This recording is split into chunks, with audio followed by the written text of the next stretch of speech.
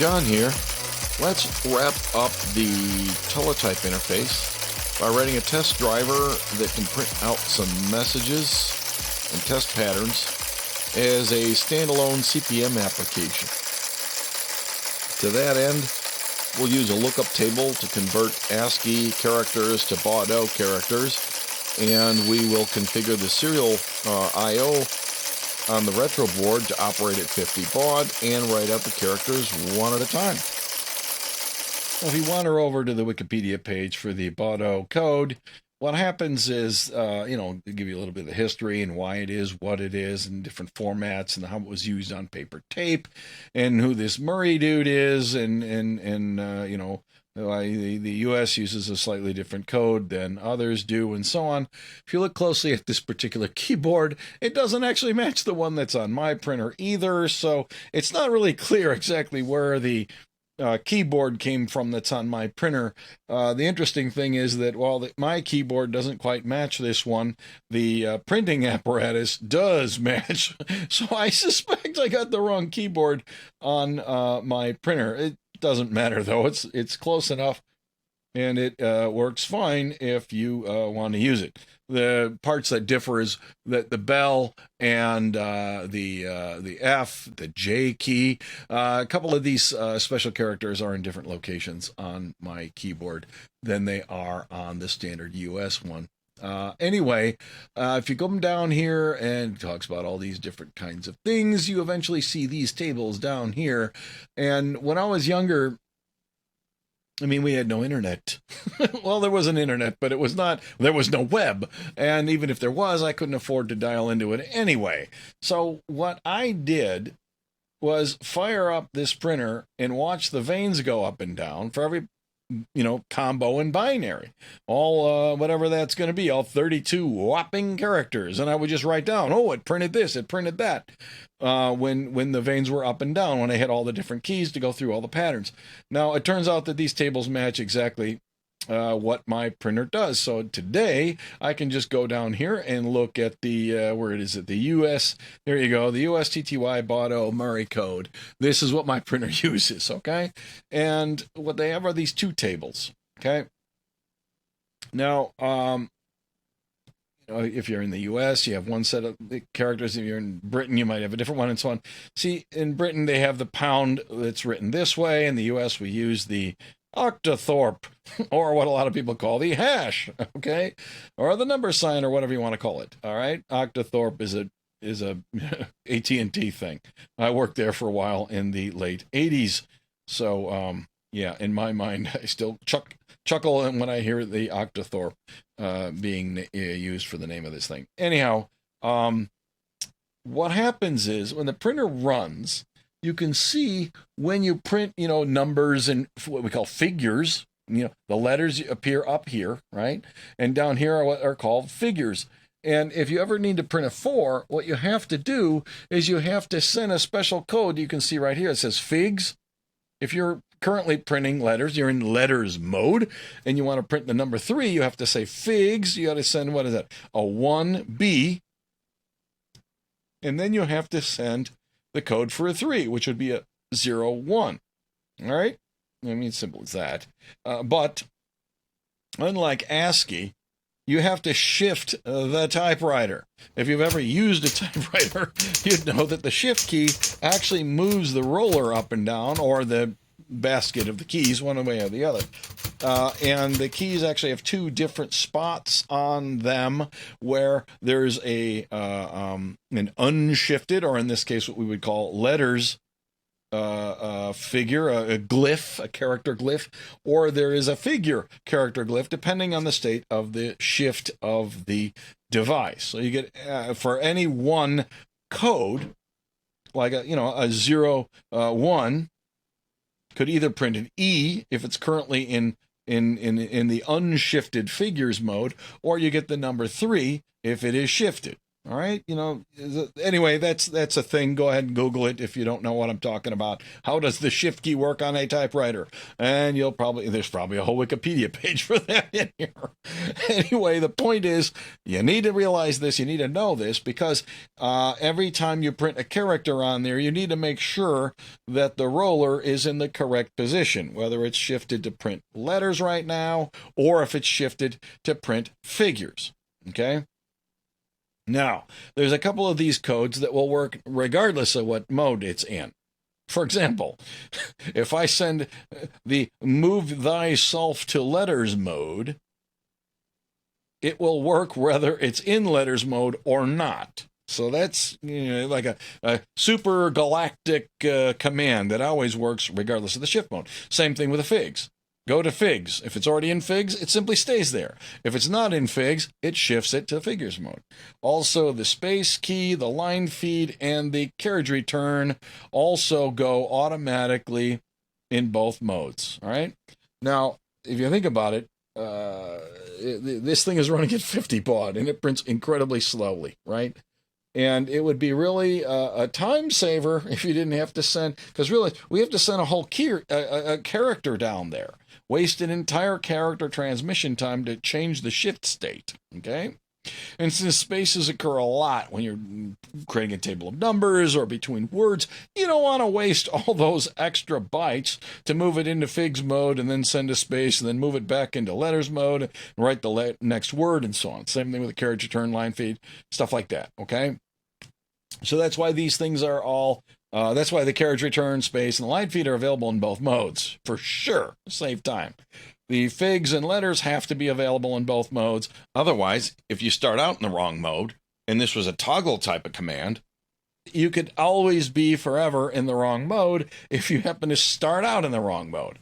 Which is why, that push on, push off type buttons on GUIs and, light switches in homes or whatever, they're always annoying. People are constantly pushing those and flipping it into the wrong state without realizing the state it's in now. So, no, you don't want to do that. They figured this out 80 years ago. Why people still do this today, I'll never know. Touch panels in your car that you have to actually look at to figure out how to hit what you're supposed to hit while you're driving. Bad idea. It'll probably be outlawed if it isn't already. just insane. So anyhow, that's why the figures and the letters, I'm sure, that's why they are the way they implemented the way they are. I wasn't around 80 years ago to ask, but I'm absolutely sure that they're that way so that you can guarantee error-free transition into figures mode and letters mode without regard to the mode it's in right now. So how best then do we write, some test driver code that we can run on the retro board? What I've decided is to write this in assembler and assemble it into an executable COM file, which will show up in the directory on the SD card as a command that we can just run on our retro board. So I'm in this directory here. Here's the repo, the CPM repo, a subdirectory called File System Progs TTY for Teletype. Okay. Inside here, there's a make file, and then there's an assembler source file. Now this one, remember, I'm developing a machine code file that's going to be assembled into a COM file. And there's a very simple set of rules here. You have to expect to start your program, as you know, at hex 100, because that's where the transient program area begins. It's really the only rule, okay? Write your program and assemble it in order to be executed starting at hex address 100. I have to find a few things. These are the port numbers. I copied and pasted them out of the SD card library code. I could probably include the SIO driver source, the same stuff that we use in the BIOS, but I didn't really develop it with that in mind. It has a lot of extra stuff in there. And most notably, we need to initialize it a little bit differently than the way the BIOS does, okay? mainly because we're running at 50 baud. Okay, so no big deal. The only thing I've really stolen are these 3 equates. And when we do the I/O, it's 3 lines of code, so it's not a huge savings to have a shared, library source. If you're interested in that sort of thing, maybe we could talk about how to break it up into pieces to best suit that set of needs. This is kind of nice, though, because it's in one single file. We can do anything we want and have zero impact to anything else. So what do? We want to configure SIO port B, and we've seen this before when we were looking at how to configure the SIO in general. So what I'm going to do is I'm going to load the C register with the IO address for port B on the SIO. I'm going to take HL, point it at a bunch of bytes in memory that we're going to send out to the SIO port. And the B register is going to have the number of bytes, and I'm going to use the otter. We went over all this in the SIO driver routine video months ago. Here's the data that we send down to the SIO. What I want to point out is we're going to divide the clock by 64 instead of 16, okay? And the reason we're going to do this is that in order to slow this thing all the way down to 50 baud, we can't use the oscillator that's running at 1.8 megahertz. We can't divide it with the CTC down enough, because it's only got an 8-bit divisor, to give us a clock that will run slow enough, okay? So what we're going to do is we're going to divide by 64 in here, rather than 16, simple as that. And I've got, I've been tinkering around whether to use 1.5 stop bits or 2. I talked about that before. I'm going to use 2.5 total stop bits, okay? The way I'm going to do that is I'm going to set the SIO to generate 1.5 stop bits, and then down here, the other change from the SIO setup that we use in the BIOS is this. I commented out this top line. The bottom one is going to set it to run at 6 bits per character rather than 5. And that's perfectly fine. No one knows or cares how many are really being used, as long as I set the most significant bit, which is bit number, 6, to a 1 in the data before I write it out to the SIO. That bit will be the same, value, the 1 value. It's the same as would be stop bits, right? So what happens is it'll write the 5 least significant bits out of the data, the bytes that I write into the SIO, where that will then always be followed by the most significant bit that's sent, number 6, as a 1, followed by another 1.5 stop bits, giving me a total of the 2.5 stop bits, all right? So this is the only really interesting thing about having this custom configuration over here. And the CTC also has to be operated a little bit differently in order to go down all the way down to the 50 baud. And I got some comments in here. If you want to, if you have a teletype that runs at 45.5, you use a different divisor. It's just running at a little bit different speed. That's all. So how does this all boil down? I want to run at 64 times 50 bits per second. Okay, we talked about all this when we were playing around with the SIO.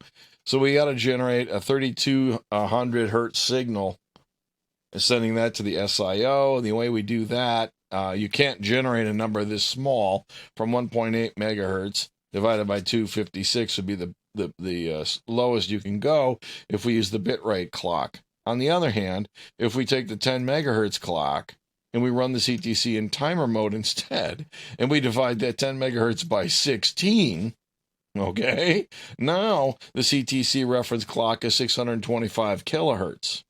That we can divide down enough to come up with something close enough to the 3200, okay? And what we want to do for that is divide that by 195.312 if we wanted it precise. But it doesn't really matter. We can be off quite a bit here and just simply slow it down and divide it by either 195 or 196. And as I say, close enough, okay? So we can go ahead and do that. If you want to run it 45.5, just divide it by a bigger number. It slows it down a little bit more, okay? Now, how does that whole thing work? We have to tell the CTC to divide by 16, and that the next byte that we will send will be the divisor, right? We talked about this in the CTC video. Then here's the divisor going out. once we're done with that, we're set up and ready to go. And I wrote a bunch of little test routines. I'll leave these for the viewer to go look at them and figure them out. The critical ones is the startup. And then I run this Ipsum little routine I have down here. And the purpose of these is to really just exercise the printer, just to make sure the thing works and demo it here, okay? Now, as I've alluded to before, all this is going to ultimately depend on some sort of a lookup table that we're going to use to translate Ascii to BAUDOT. So I just hit Big G, I'm in VI. So the bottom of the file, if we scroll back, we can see the Ipsum Lorem stuff that I was printing out earlier. And just before that, we have this lookup table here.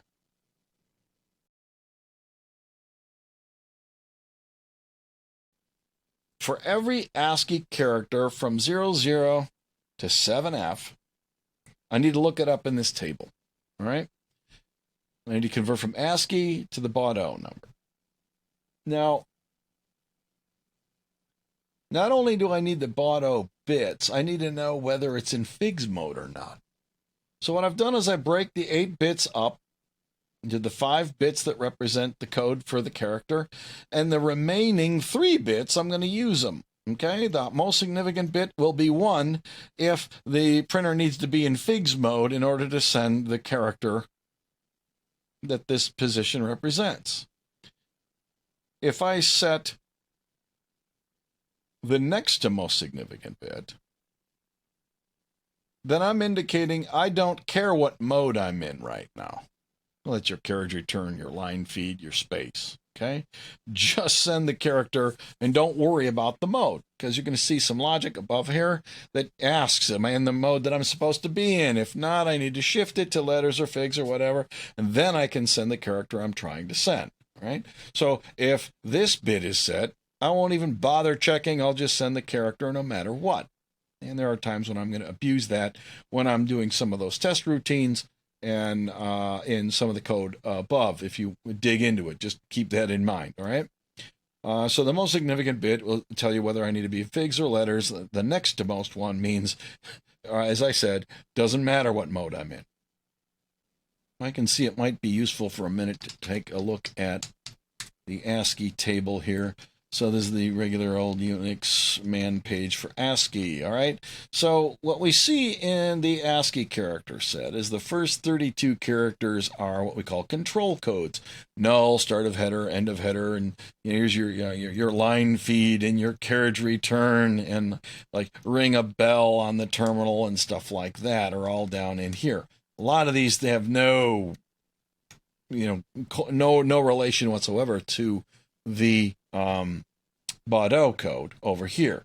So what we have then, the way this thing works is an ASCII 0 will be the first element in this table, an ASCII 1, an ASCII 2, an ASCII 3, and so on will convert into whatever this byte is here based on these rules up here, okay?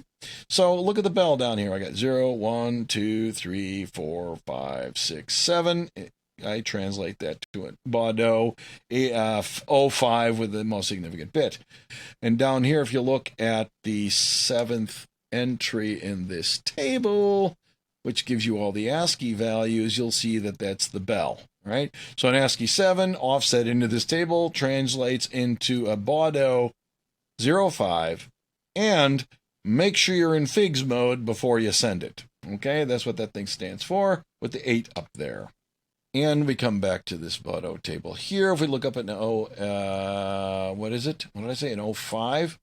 Go over here. Yeah. So I have to send an 05 in FIGS mode because this table down here says here's what I do when I'm in FIGS mode. Here's what I'm going to do as a printer and when I'm in regular character mode. So one at a time, I went through all the ASCII characters and I decided what they would do if I had to send them to a BAUDOT printer. All these 40s up here, as you can see, the hexadecimal value for the BAUDOT part of that is all zeros. In this bit here, the 4 position is set, and the most significant hit, which says, I don't care what mode I'm in. So if I send any of these, 0 through 6 in ASCII, I don't want to print that, I'm going to send a null code to the printer, regardless of what mode the printer is in right now. And as you can see, in both the letters mode and in the figs mode, the null is in position 0. So that's why I coded it that way. We already talked about the bell, some other stuff that's not supported. Here's your line feed. Don't care what mode I'm in, just send a 02 in BAUDOT. Now we got a little special situation with the carriage return here. As I mentioned before, that the shift could not be. It might be that the shift is in the wrong state when you start printing, or there's a data error, or maybe I bumped the printer and I ended up in the wrong shift state. So what I've decided to do is, even though the carriage return can be sent in any mode at any time, this is the right way to do this. However, by setting it to 08, I commented this one out, and I set it to 08. What that means is always move into letters mode whenever you see the carriage return. Okay? That way, at the end of the line, it will try to set itself back into letters mode so that if for some reason it's wrong, it'll go back into letters mode. Okay? That was the idea with this thing. Again, a bunch of other stuff that's not supported. This number over here represents the offset number. So this is the 16th, right? The hex 10 and so on. None of these are valid in BAUDOT. None of these, none of these control characters down here are valid. And then you get to the ASCII space, exclamation, these various special characters. Okay? So what am I going to do in the BAUDOT case? Well, a lot of these special characters aren't even, in the BAUDOT character set. Some of them are. You got a space, you got an exclamation, a pound sign, a dollar sign. There's no percent, so I'm going to print that one as a space. If you look at this code here, it's the same value that I use for the space. So if it wants to put a percent sign, it's just going to put a space there. Space is valid in both figures and letters shift modes, so the 4-bit is set.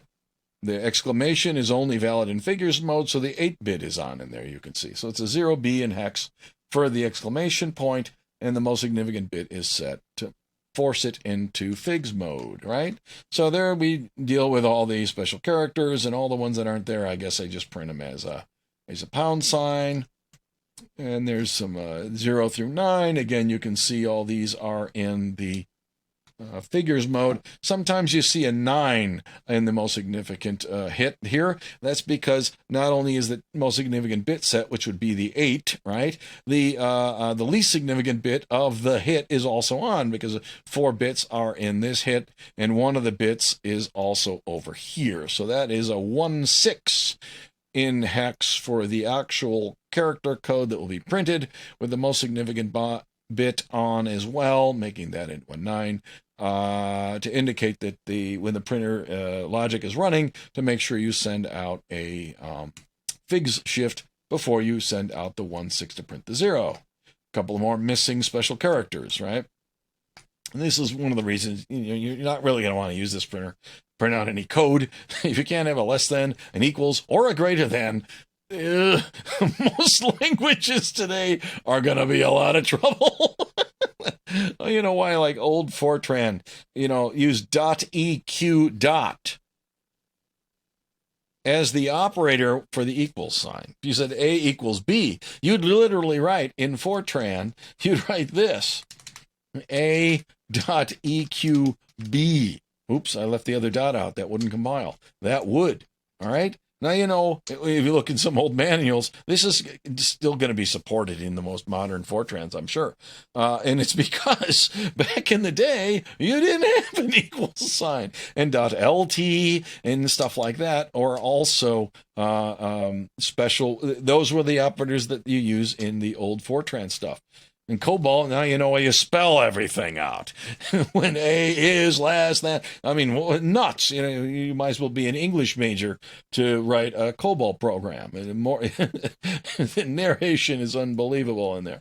Anyway, this stuff, ASCII wasn't even invented or, standardized until like 1964, right? And there was computing going on in the 50s and the early 60s. The IBM 360, I think, came out, obviously it was under development for a long time, but it was available to purchase in the early 60s. And they didn't use ASCII anyway. They use EBCDIC, which is not entirely unlike the BAUDOT code, but it has upper and lowercase characters and stuff like that as well. They just used a different format, and the rest of the world moved on to ASCII, and now today we're pretty much ASCII, which is a subset of UTF-8, which is only around, I believe, to be ASCII compatible. And UTF-16 and UTF-32 for everybody else that really needs to have, 1 million or 1 billion different characters in their alphabet, which is, your emojis and everything else are in there. Anyhow, moving on. The rest of the ASCII characters from A through Z are translated to these various BAUDOT codes, and you can see the most significant bit is not set in almost every one of these cases here. The @ sign is not available on my Teletype, so I again use the 44, which is a space, and a whole bunch of other things that are not available. And I don't even have lowercase, so all the lowercase characters, like A here, is a 03 in BAUDOT, as is the uppercase A. Okay, so everything is going to just be uppercase. What else do we got going on here? We don't have curly's, pipe, close curly. We don't have a tilde, and the delete code. This is an interesting code.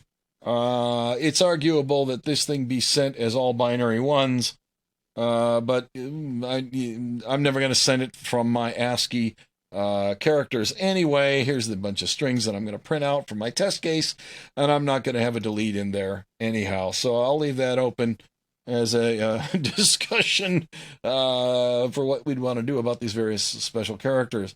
Maybe I should make them into Fortran and say dot, oh curly dot, or something like that, and write these out in longhand. That would be kind of funny, for the ones that are not supported. The delete is an interesting case, okay? This is 7F. In ASCII, it's the very last entry. It's all binary ones, and it only uses a 7-bit code, so the top most bit in ASCII would be a 0. So if you look down here, delete is 7F down here. And in this table down here, you can see that it is, all ones in a 7-bit value. Why is it the last character position? Why is the value, the code value for delete, why is it way up here on its own when all the other control codes are down here, right? Well, it turns out in ASCII, it really doesn't matter where they put it. It doesn't really matter where any of these go. It's handy to have them where they are and have them in order, and have uppercase A and lowercase a differ by only one single bit that is encoded. The 41 here, and the little a is a 61. The only thing you do is you add one more bit to the value that is the capital A, and you have a lowercase a, all right? Now, my point is that's why these are arranged the way they are for the letters and so on. The open square bracket is one bit different than the open curly and stuff like that. Okay. Why is the delete, though, in the middle of nowhere? Okay. Why? Because if you look back 60 years ago, or whatever it is, the delete in BAUDOT is also way in the middle of nowhere. It also switches you into letters mode, by the way, which is an interesting overload.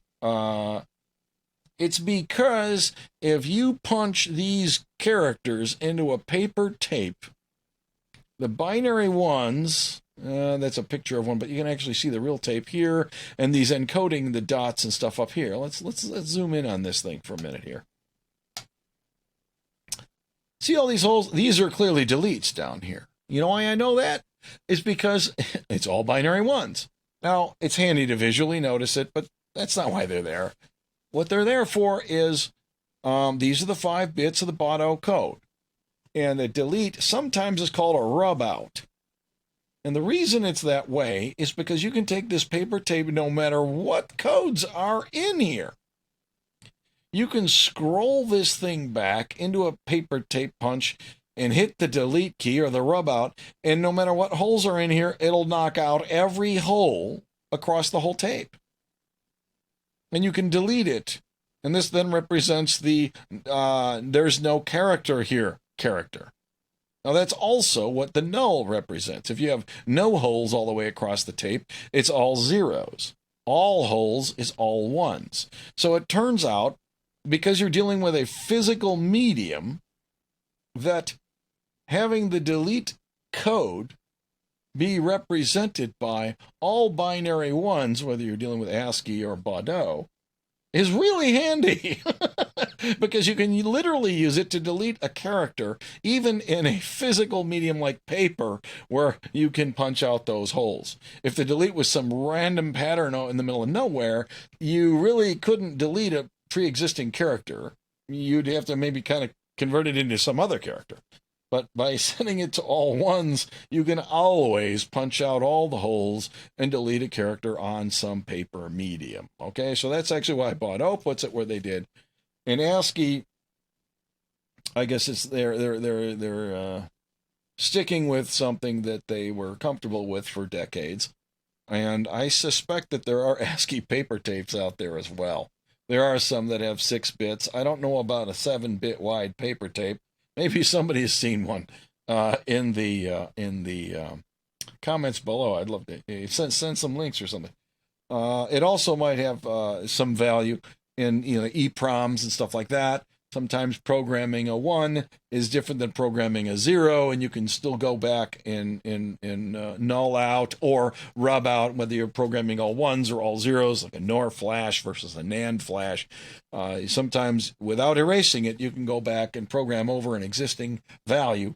So it's very common to reserve the 0th all binary zeros value and the all binary 1s value for these very special cases, which mean null or there's no character here kind of meaning. All right, so I put together this mapping table, and we'll see in the code that this mapping table is used 1 byte at a time as it sends it out to the printer. So what do we send? All right, now one of the big test messages is just Ipsum Norm, and I kind of mocked it up.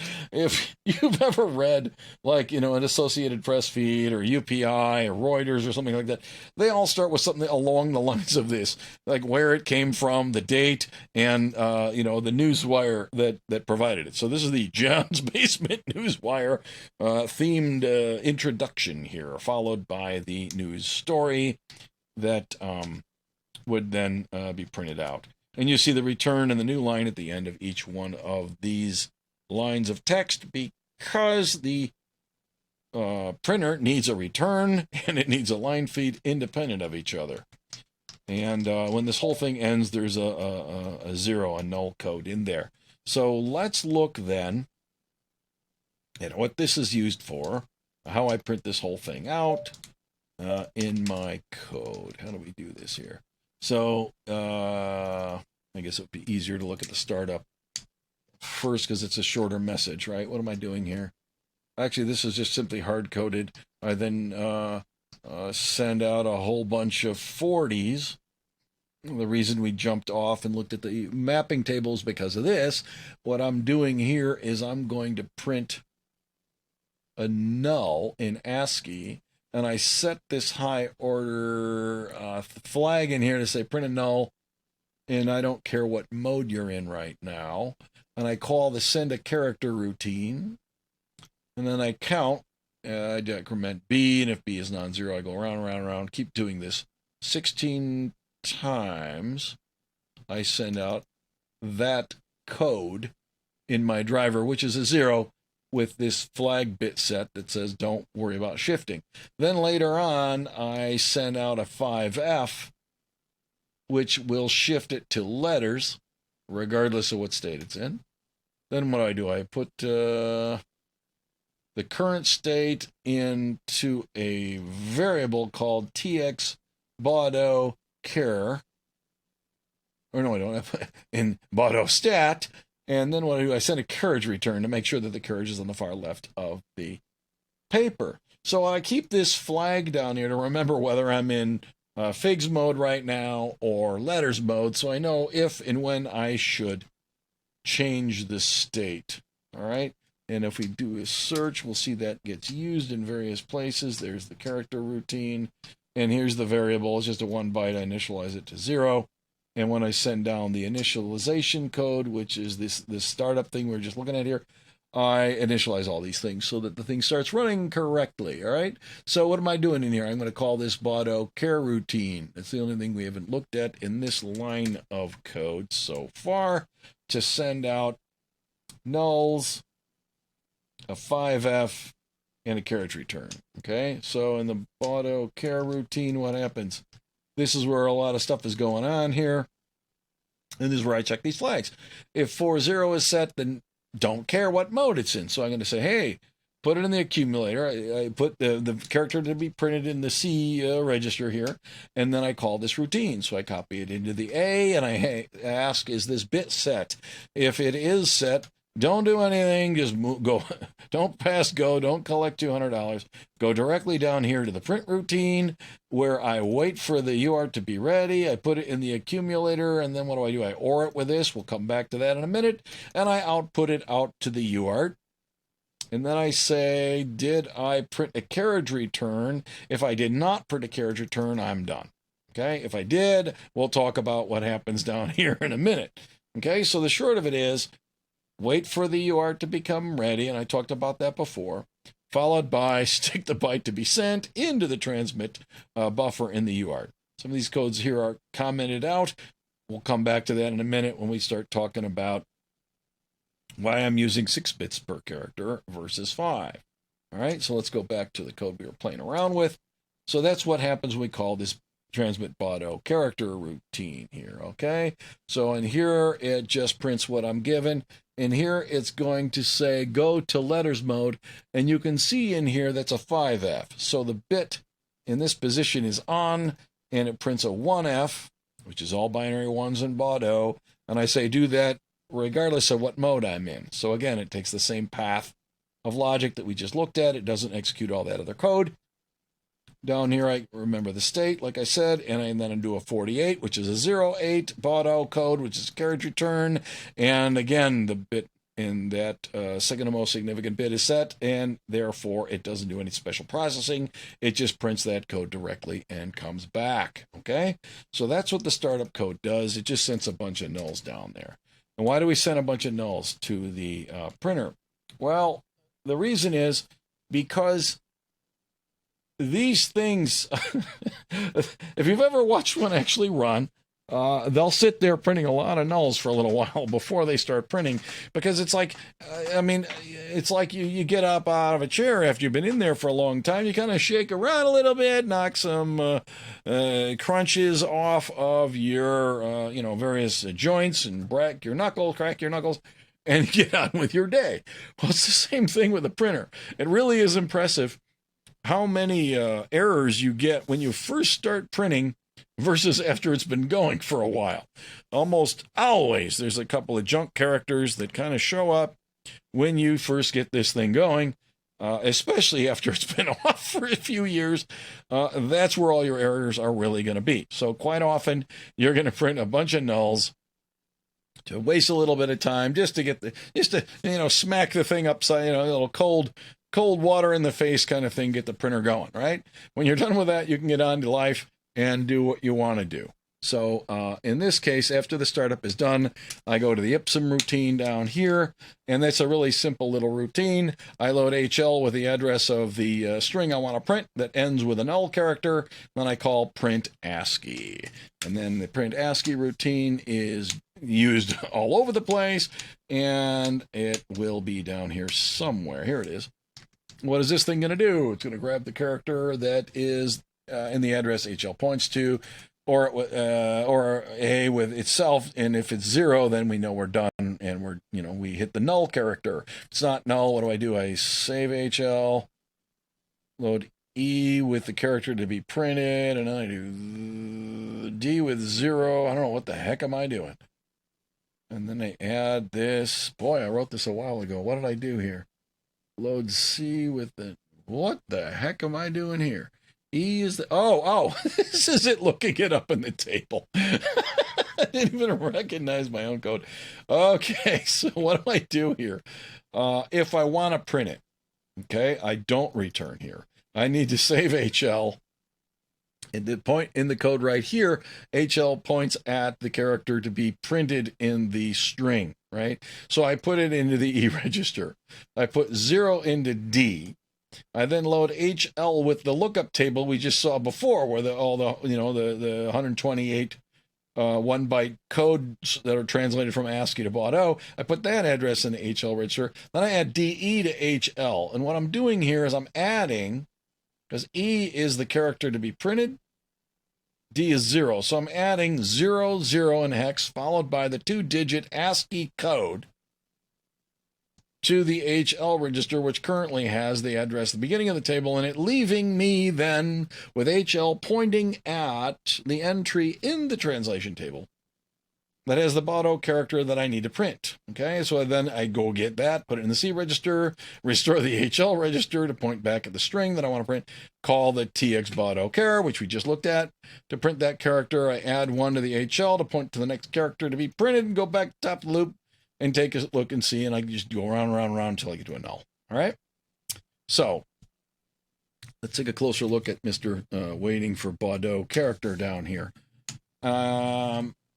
What happens when this bit is not set? Okay? So when it doesn't matter what shift state I'm in, we already looked at that. We just come in here, we wait for the SIO to be ready, and we send it out, and we're on our merry way. If we do care, what we need to do is we got to look at the status that we save. So we remember what state we left it in before. And then we ask, is it equal to the state that we want it to be in? All right. So what I'm going to do here is what I'm going to do. I'm going to get the current state. I'm going to XOR it with the character that I'm going to print right now. And in doing so, it turns out that if the most significant bit matches, and that is if the current state, the most significant bit of the current state that I store in that special variable down below, we saw it a minute ago, is equal to the most significant bit that's currently in the C register, which is the character that I want to print. That's what I pass into this routine up here, right? Then what happens is the most significant bit will be 0 if they're the same value. 0 XOR 0 is 0. 1 XOR 1 is 0. So if I AND it with a hex 80, meaning I force all the other 7 bits to 0, and then I ask, is the whole value equal to 0? Then, regardless of what's going on, I must be in the right state, and I do the same thing I would if I didn't care what state I'm in, what shift state I'm in, I should say, because I know I'm in the right shift state at this point, and we go on our merry way, as we've said before. Okay, what if I'm not in the right shift state? Well, we got to then go back and say, all right, if the most significant bit is a 1, I need to be in figs mode. If the most significant bit is a 0, I need to be in letters mode. And I also know for a fact that if I'm in here, I'm not in the right shift state, because I would have jumped over up here if that was the case. So I say, is the most significant bit set to a 1? And then what do? I load, I AND it with this, and I store that back in the status, the state of the shift state here. Okay, so that I can use it again later and check it, right? And then I say, what? If it's 0, I know I need to be in letters mode. Otherwise, I know I need to be in figs mode. So I wait for the SIO to be ready. I load the accumulator with the right value to shift into figs and say, do that. And then I go to the baud print logic down here to actually continue on and print the character I'm supposed to print after I'm in the right shift state, right? And if I'm not in that state and I need to go into letters, I do the exact same thing, but I shift it to 1F. Rather than 1B. So I'm shifting it the other way, and then I fall through down here to baud print, just like that one, and I wait for it to be ready. In this case, it would be waiting to send out the shift command, and I load A with a C register, which is the character I really want to print, like we said earlier, and do the usual thing. And now, let's look at what's going on with these weirdos, okay? Now, originally, I wrote this and I just said, yeah, shut off all those flags, but the 8 and the 4 bits, shut them off. You don't really have to do anything, really, if I'm only going to send 5 bits anyway. Okay, I don't really need to do that.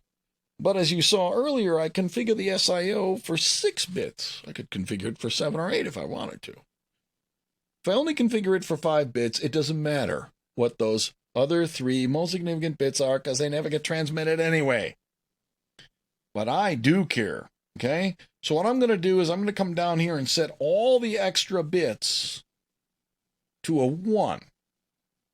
The extra 3 bits that would normally never be sent, I set them all to 1. And I send that into the SIO. The reason I do that is because a 1 is the value of a stop bit. And as I said before, when I'm running this thing at 50 baud, it might really kind of be designed to go at 45.5, or maybe it does something weird where it can do both, or somewhere in the middle. I don't know. But I need more than 1.5. I need more than 2 stop bits is my problem. So what I'm going to do is I'm going to send 5 data bits plus a 6th data bit that I guarantee will always be a 1, which is the value of a stop bit. And the receiver doesn't care. It doesn't know that I'm abusing the UART to do that. So I'm going to send my 5 data bits. I'm going to send a 1. And as you saw in the configuration before, I'm also going to send 1.5 stop bits, which are also a 1.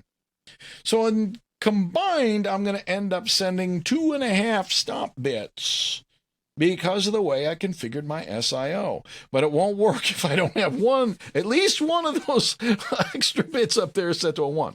And then for playing around, I could send it 6 bits or 7, 8 bits or whatever. And all that's going to do is just make the data take longer before the next character is sent to the printer.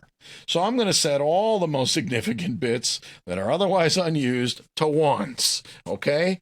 That way I can configure the SIO with extra long, huge amount of stop bit time, all right? Because part of the stop bits are these 3 extra bits in here, okay? That's why that's there. Now, down here, we haven't really talked about this yet, but I got to find out, did I print a carriage return or not? And because I set all these extra bits without, any regard to what the code is I'm really trying to print, I have to then account for that down here. Because really, all I really need to know, if I send the code and I do this AND it with 1F, and I guarantee all the most significant bits are 0, I would ask if it equals 0.8 at that point in time. And if it is, that would have been a carriage return that would have been sent right here. But I set all 3 bits to 1. I got to ask, is it an E8? Given this particular logic, if that is true, I know I sent a carriage return out to the printer. Okay? So if I did not do that, we're done. If I did, when you're dealing with a printer like a Teletype, and you saw the carriage move from the right to the left, it can't do that instantaneously. I mean, a laser printer logically can. Other printers can as well. Now, if you have a printer that does not have any transmission back to my code in here, there's not a ready bit like on a Centronics interface. Not ready. Oh, wait. There's no way for it to tell it to wait. So what happens is, in order to consume the time it takes to move the carriage return from like the right hand part of the page back over to the left hand, what you do is you send a bunch of null characters. And you know that those null characters take a very finite amount of time, non-zero finite amount of time, to get out of here. Okay? And when you send them, you waste time letting the printer head move back over to the left side of the page. If you don't do this, what happens is while it's moving to the left, it starts typing all the characters that are going to be sent in the next print line while it's moving over to the left. And yes, it will do that. So that's why this logic is down here. And what he does is the same thing you saw before. It sends 4 null characters, one after another, where the printer will just do nothing whatsoever, but you'll hear it chugging along and going through its cycle of what it would otherwise do, and that would be send the keys up onto the paper. But since I'm writing null codes, none of the keys go up, and it wastes time, so the head can move from the right back to the left, and that's what it's doing here. I just sent 4. Now, what do I got down here? I got some commented out code. And what did I do after I sent the nulls? There was some logic in here to always shift it back to letters at the beginning of each line in case it was there. What happens is a mechanical printer like this can always end up, like I said before, in the wrong mode, the wrong shift mode. And the driver would never know. It said move it to this mode. It may have failed for some reason. And these things fail all the time. And there's no way to know. There's absolutely no data coming back to the host. So you got to be kind of creative about what you do and say, how long am I going to let my printer run before I'm 100% sure that I know that the stupid shift mode is where it's supposed to be, in case for some reason there's a mechanical failure or a bit failure or something like that, okay? So I was playing around with the idea of saying every time I do a carriage return, no matter what, move it back into letters mode. So that if I'm on the right-hand side of a line that I'm printing wrong, by the time I get to the next line, at least it's going right again. And yes, this does happen. So what I was doing is I was just forcibly setting it without any regard to what I believe the current state to be, okay? This is probably a good idea, but it consumes time. What I did, as you saw earlier in this startup setup thing, is I was just printing the shift in there. I also set the carriage return, as you saw in the translation table at the bottom of the file, to always be in letters mode as well.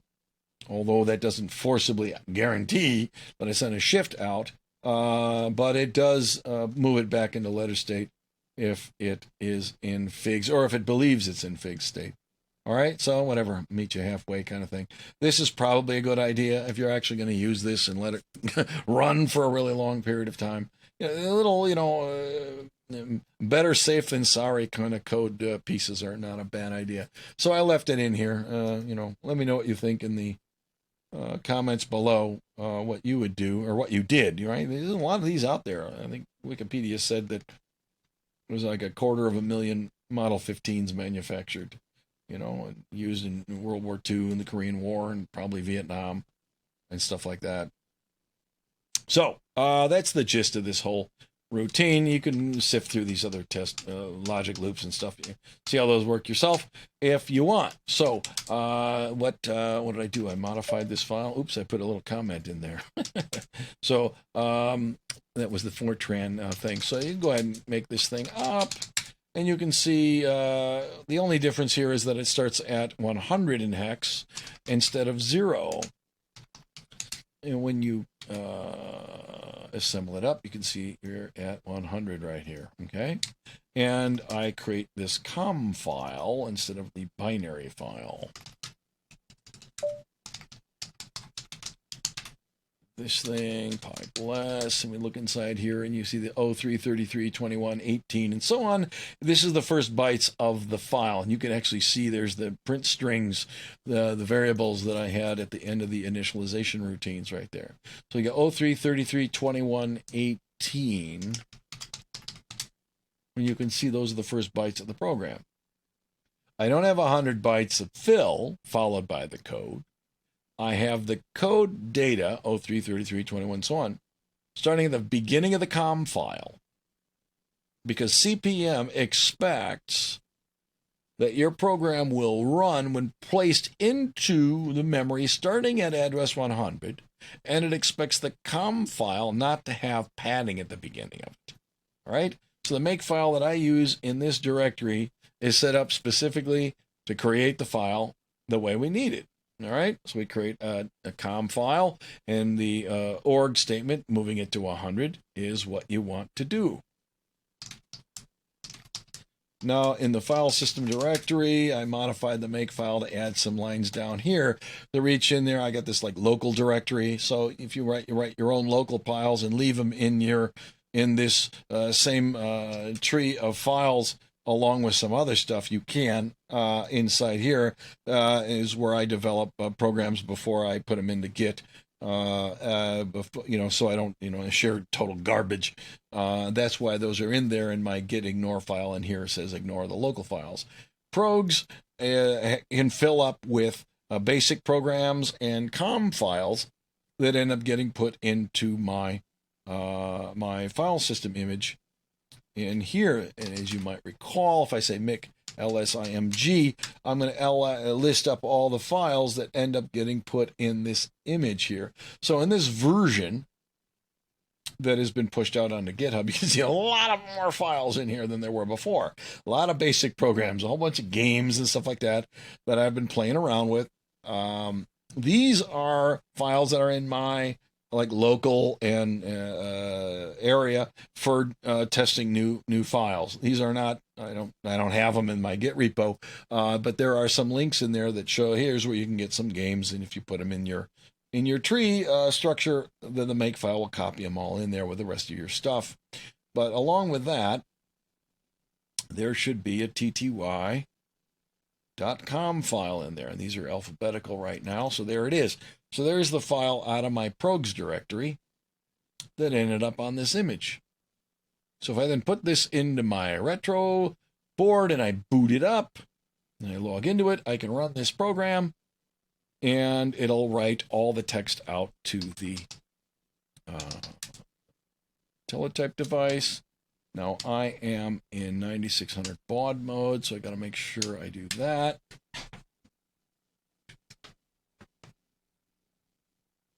Otherwise, Minicom won't print it right. So I use my directory. We can see a bunch of files in there. With the 60 milliamp current loop on and the Teletype machine motor off, we can see this coil operating under control of the Z80 Retro board. We can find there's the TTY. I just can run it now.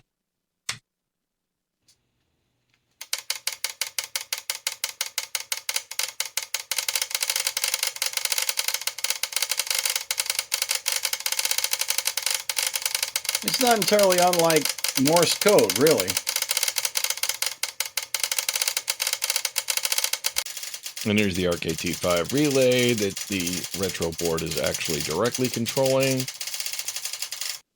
Now if we fire up the motor on the Teletype and run it again, as you can see, it was printing some nulls for a little while before it actually started moving around the carriage and started printing. So that's the startup routine in action there.